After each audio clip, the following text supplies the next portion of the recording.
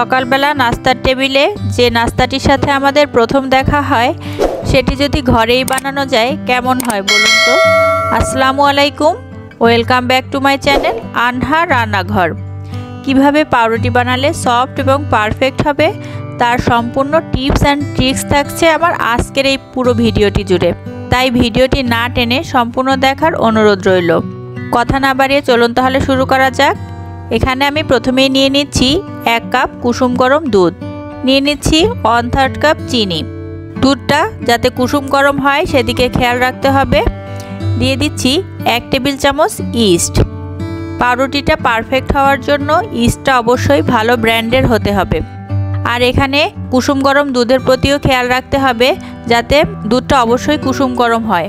বেশি গরম হলেও ইস্ট অ্যাক্টিভ হবে না, আর যদি কম গরম হলেও ইস্টটা ভালোভাবে অ্যাক্টিভ হবে না। ইস্ট অ্যাক্টিভ হওয়ার জন্য আমি 5 মিনিটের জন্য ঢেকে রেখে দিচ্ছি। দেখতেই পাচ্ছেন 5 মিনিট পরে ইস্টটা অ্যাক্টিভ হয়ে গেছে। এখন আমি এখানে দিয়ে দিলাম 1/4 কাপ রান্নার তেল। এখন এখানে দিয়ে দিচ্ছি 2 কাপ ময়দা। আপনারা এখানে আটাও ব্যবহার করতে পারেন। এখন একটা স্প্যাচুলার সাহায্যে আমি ভালোভাবে সব উপকরণগুলো একটু মিশিয়ে নিচ্ছি। এখানে আমি একটু লবণও ব্যবহার করেছি। আপনারা টেস্টের ব্যালেন্সের জন্য একটু লবণ অ্যাড করবেন, কোনো কারণে সেটার ভিডিও নেওয়া হয়নি। তো এখানে আমি আরও 1/2 কাপ ময়দা দিয়ে দিলাম। এখন এটা স্প্যাচুলার সাহায্যে আর একটু ভালোভাবে মিশিয়ে নিচ্ছি।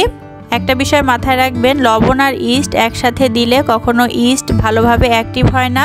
এজন্য ইস্ট অ্যাক্টিভ হয়ে যাওয়ার পরে আপনারা লবণ দেওয়ার চেষ্টা করবেন। স্প্যাচুলার সাহায্যে ভালোভাবে মাখানোর পর আমি হাত দিয়ে আরও সুন্দর করে এটা মথে নিলাম। আপনারা খেয়াল রাখবেন ডোটা যেন খুব সফট এবং স্টিকি হয়। ডোটা যদি শক্ত হয় তাহলে আপনাদের পাউরুটিটাও কিন্তু শক্ত হবে। সফট এবং স্টিকি একটা ডো তৈরি হয়ে গেছে এখানে। এই ডোটাকে আমি আধা ঘন্টার জন্য রেস্টে রেখে দেব এবং ডোটা যেন খুব ভালোভাবে ফুলে যায় এজন্য আমি একটা পাত্রে গরম পানি নিয়ে তার উপর বাটিটা রেখে দিয়েছি। এখন উপর থেকে একটা তোয়ালে দিয়ে আমি ঢেকে দিলাম। এভাবে আমি রেখে দিব আধা ঘন্টার জন্য। আধা ঘন্টা পরে আমি আপনাদেরকে খুলে দেখাচ্ছি। দেখতেই পাচ্ছেন ডোটা ফুলে ডাবল হয়ে গেছে। এভাবে যদি আপনারা না করেন তাহলে চুলার পাশে বা গরম ওভেনের ভেতরেও আপনারা ডোটাকে এভাবে রেস্টে রেখে দিতে পারেন। মোট কথা যে কোনো গরম জায়গায় রেখে দিলে আপনাদের ডোটা এরকমের ডাবল হয়ে যাবে। তো এখন আমি হাত দিয়ে চেপে চেপে ডোয়ের ভেতরের বাতাসগুলো বের করে দিচ্ছি এবং হাত দিয়ে খুব ভালোভাবে এটা মথে নিতে হবে।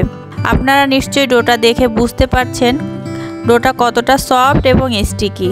পাউরুটি নরম এবং পারফেক্ট হওয়ার জন্য ডোটা কিন্তু এরকমই হতে হবে।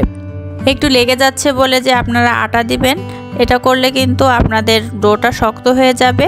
এরকম কিছুক্ষণ মথে নেওয়ার পর দেখবেন এটা আর নিচে লেগে যাবে না। তো এটা ভালোভাবে মথা হয়ে গেছে। এখন আমি সামান্য একটু আটা ছড়িয়ে দিলাম। এখন আমি একটা বড় রুটি তৈরি করে নেব। কাজটা আপনাদের একটু দেখে বুঝে নিতে হবে আমি কিভাবে করছি। এভাবে একটা বড় রুটি তৈরি করার পর আমি এভাবে এক সাইড দিয়ে ফোল্ড করে নেব। এরপর আবারও একটু বেলে নিতে হবে। পারফেক্ট পাউরুটি বানানোর জন্য আপনাদের কিন্তু প্রতিটা স্টেপই ফলো করতে হবে। দেখতে পাচ্ছেন আমি আবারও ফোল্ড করে নিলাম। এই যে আমার সুন্দর করে ফোল্ড করে নেওয়া হয়ে গেছে। এখন একটা মোল্ডে আমি একটু তেল ব্রাশ করে বেকিং পেপার সেট করে নিয়েছি। এখন এখানে আমি ডোটা সেট করে নিলাম। আগের মতোই একটা পাত্রে গরম পানি নিয়ে আমি উপরে ডোটাকে রেস্টে রেখে দিচ্ছি আবারও আধা ঘন্টার জন্য। এভাবে একটু কষ্ট করে যদি আপনারা বাসায় তৈরি করেন তাহলে আপনারা স্বাস্থ্যসম্মত রুটি খেতে পারবেন। দেখতেই পাচ্ছেন আধা ঘন্টা পরে ডোটা কেমন ফুলে ডাবল হয়ে গেছে। এখন এখানে আমি একটা ডিম ভেঙে নিচ্ছি। ডিম থেকে কুসুমটা আলাদা করে নিতে হবে। আপনারা সাদা অংশটা সহ ব্রাশ করতে পারেন, কিন্তু যদি কুসুম দিয়ে আপনারা উপরে ব্রাশ করে নেন তাহলে কালারটা বেশি ভালো আসবে। আর যদি হালকা কালার চান তাহলে সাদা অংশটা সহ বিট করে আপনারা রুটির উপরে ব্রাশ করে নেবেন। এই যে কুসুমটা ভালোভাবে ফেটানো হয়ে গেছে। এখন রুটির উপরে একটা ব্রাশের সাহায্যে কুসুমটা ব্রাশ করে নিচ্ছি। এটা অপশনাল, এটা শুধু দেখার সৌন্দর্যের জন্য দেয়া। এটা দেওয়ার কারণে বা না দেওয়ার কারণে স্বাদের কোনো ভেরিয়েশন হবে না। তো এই যে কুসুম দিয়ে ভালোভাবে ব্রাশ করে নেওয়া হয়ে গেছে। এখন ওভেনে আমি 170 ডিগ্রি সেন্টিগ্রেড তাপমাত্রায় 10 মিনিট ওভেনটা প্রিহিট করে নিয়েছি। প্রিহিটেড ওভেনে এখন আমি এই মোলটা দিয়ে দিলাম। এখন এইটাকে বেক করতে হবে 30 মিনিটের জন্য। 30 মিনিট পরে আমি এটা বের করে নিয়েছি এবং খুব ভালোভাবে ঠান্ডা করে নিয়েছি। ভালোভাবে ঠান্ডা করে নেওয়ার পর আমি সাইড থেকে একটু ছাড়িয়ে নিচ্ছি মোল্ড আউট করার জন্য। এই যে এখন উপরের বেকিং পেপারটা আমি ফেলে দিচ্ছি। দেখতেই পাচ্ছেন কতটা সফট রুটি তৈরি হয়েছে।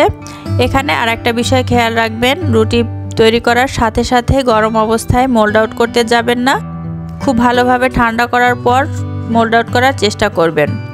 এখন রুটিটা আমি আপনাদেরকে কেটে দেখাচ্ছি। এটা কিন্তু বাইরের কেনা পাউরুটির চেয়ে অনেক বেশি টেস্টি হয়। বাচ্চাদেরকে এভাবে তৈরি করে দিলে দেখবেন এমনিতেই ওরা এটা খেয়ে ফেলছে। একটা রুটি আমি আপনাদেরকে ভেঙে দেখাচ্ছি ভেতরটা কতটা সফট হয়েছে। এরকম পারফেক্ট পাউরুটি যদি বাড়িতেই বানানো যায় তাহলে আর কেন বাজার থেকে কিনতে যাবেন। তো রেসিপিটি আপনাদের কাছে কেমন লাগলো অবশ্যই বাসায় ট্রাই করে বাচ্চাদেরকে তৈরি করে দেবেন। আর রেসিপিটি যদি ভালো লাগে প্লিজ আমার চ্যানেলটিকে সাবস্ক্রাইব করবেন। সবাই ভালো থাকবেন। আল্লাহ হাফেজ।